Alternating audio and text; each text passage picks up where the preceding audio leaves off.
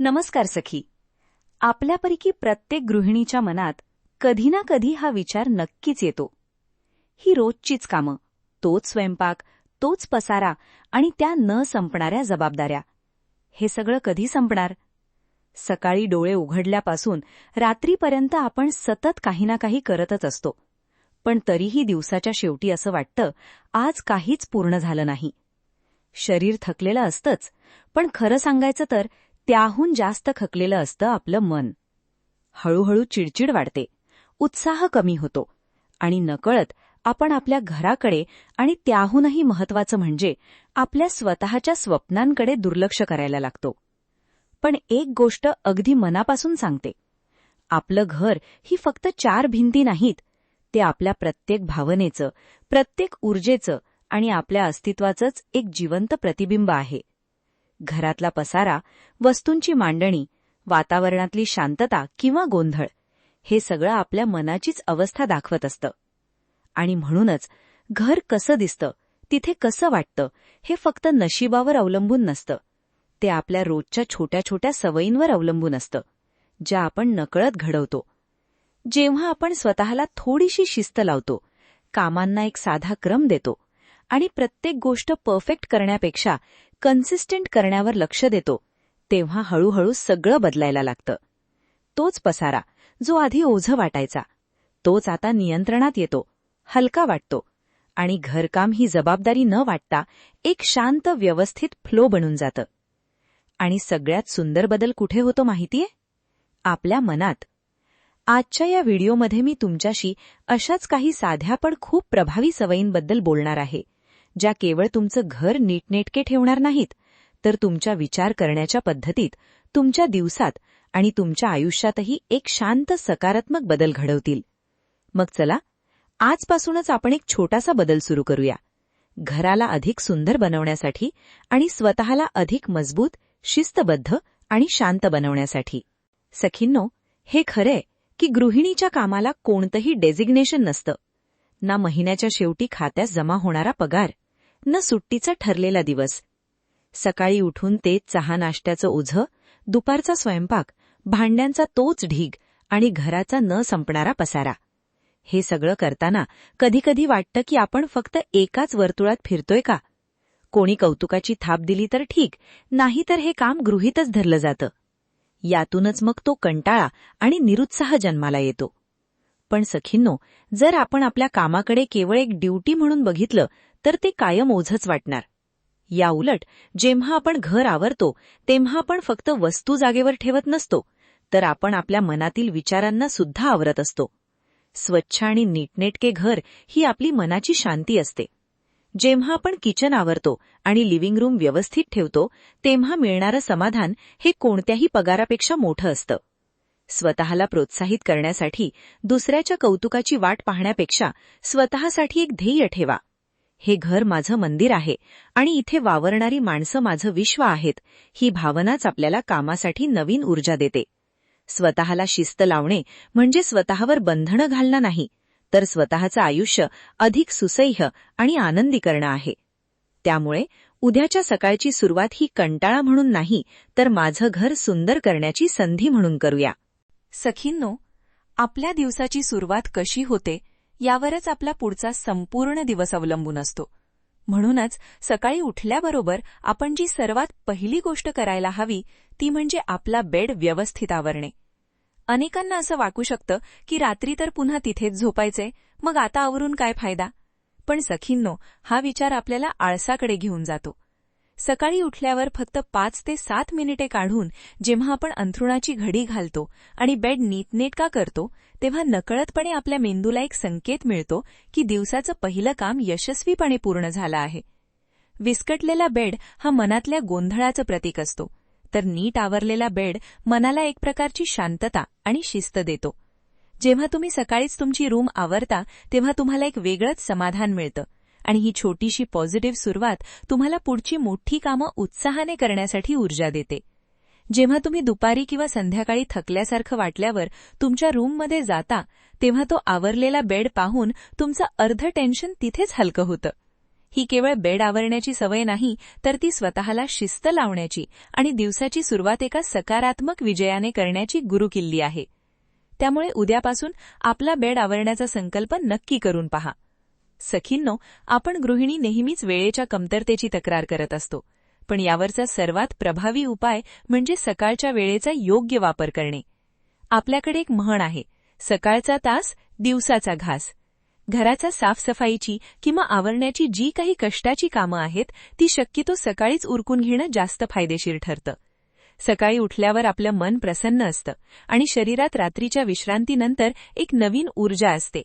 या एनर्जीचा वापर जेव्हा आपण क्लिनिंगसाठी करतो तेव्हा ती कामं अतिशय जलद गतीने पूर्ण होतात. जसा दिवस पुढे सरकतो तसा कामाचा व्याप आणि घरातील माणसांची ये-जा वाढते, ज्यामुळे आपली चिडचिड होऊ शकते. पण जर तुम्ही सकाळीच तुमचं घर स्वच्छ केलं तर उरलेला संपूर्ण दिवस तुम्हाला मानसिक शांतता मिळते. सकाळी लवकर कामं आटोपल्यामुळे होणारा फायदा असा की दुपारच्या वेळी जेव्हा ऊन वाढतं आणि शरीर थोडं सुस्त होतं तेव्हा तुमच्याकडे स्वतःसाठी किंवा विश्रांतीसाठी पुरेसा वेळ शिल्लक असतो. ही सवय तुम्हाला फक्त शारीरिक थकव्यापासून वाचवत नाही, तर तुमचं घर दिवसभर फ्रेश ठेवण्यास मदत करते. त्यामुळे कष्टाची कामं उद्यावर किंवा दुपारवर न ढकलता ती सकाळीच संपवण्याची शिस्त स्वतःला लावून घ्या. सखींनो, आपल्या न संपणाऱ्या कामांच्या यादीत अशी काही कामं असतात जी आपल्याला नकोशी वाटतात. मग ते भाजी निवडणं असो, धान्य साफ करणं असो किंवा वाळवण करणं असो. अशावेळी आपण काय करतो? हे काम नंतर करू म्हणत ते पुढे ढकलतो. पण टाळाटाळ करण्याची हीच सवय प्रत्यक्षात आपल्यावर मानसिक दडपण वाढवते. जेव्हा एखादं काम आपण पेंडिंग ठेवतो तेव्हा ते काम संपेपर्यंत आपल्या डोक्यात कुठेतरी राहतेच, ज्यामुळे विनाकारण थकवा जाणवतो.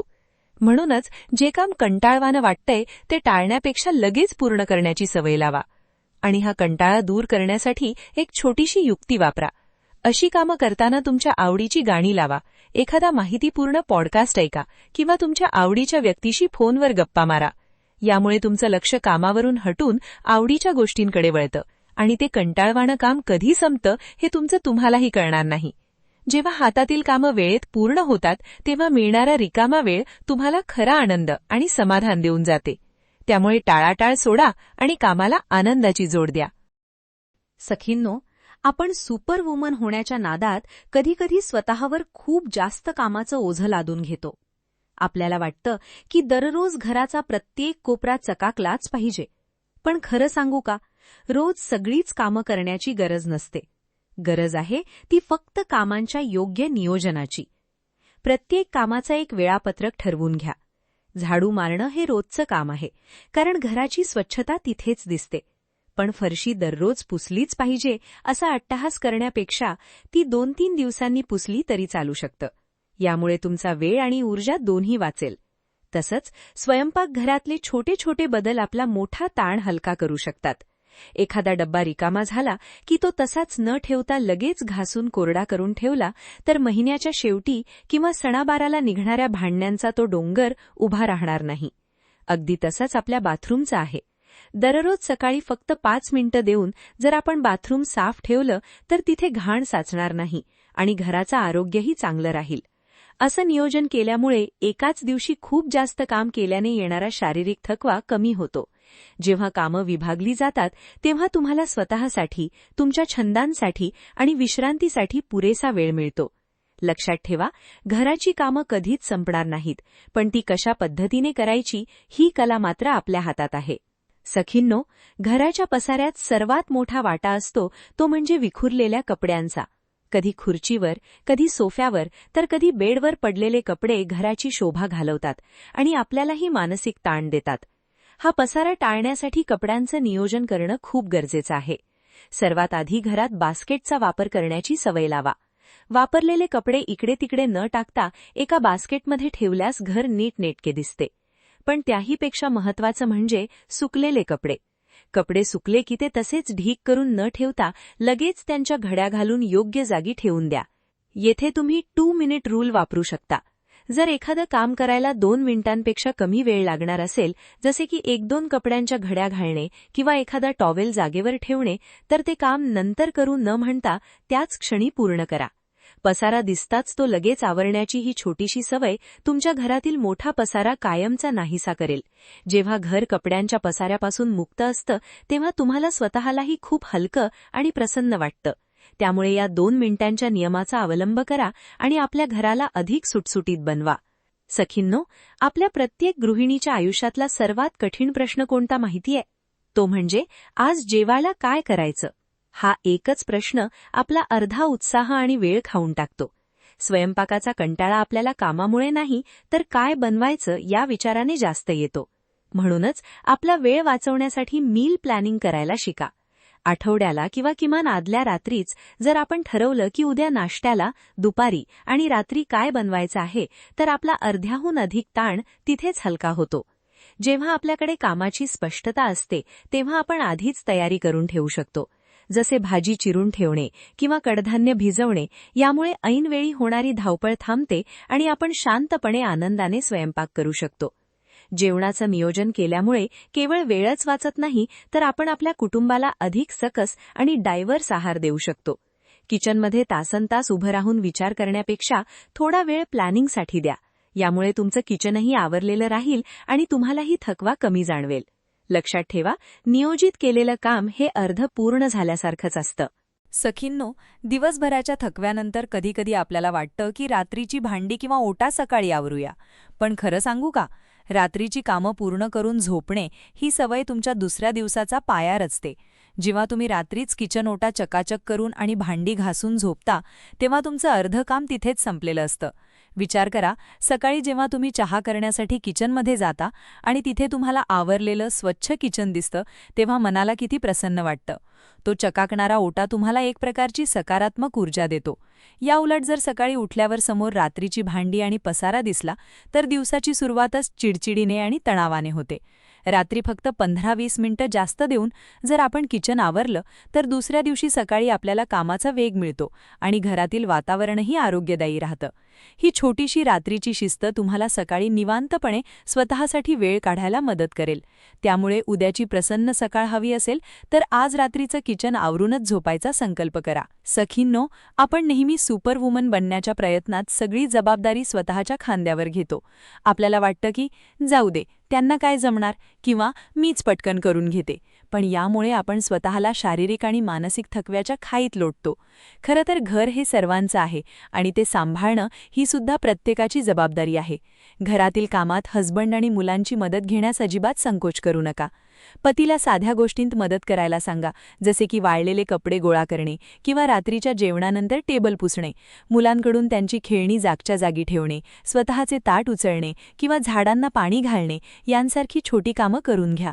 याचा फायदा फक्त तुम्हालाच होतो असा नाही, तर मुलांनाही लहानपणापासून जबाबदारीची जाणीव होते आणि श्रमाचं महत्त्व कळतं. जेव्हा घरातील प्रत्येक सदस्य थोडा थोडा हातभार लावतो तेव्हा कामाचा भार विभागला जातो आणि तुम्हालाही कामाचं ओझं वाटत नाही.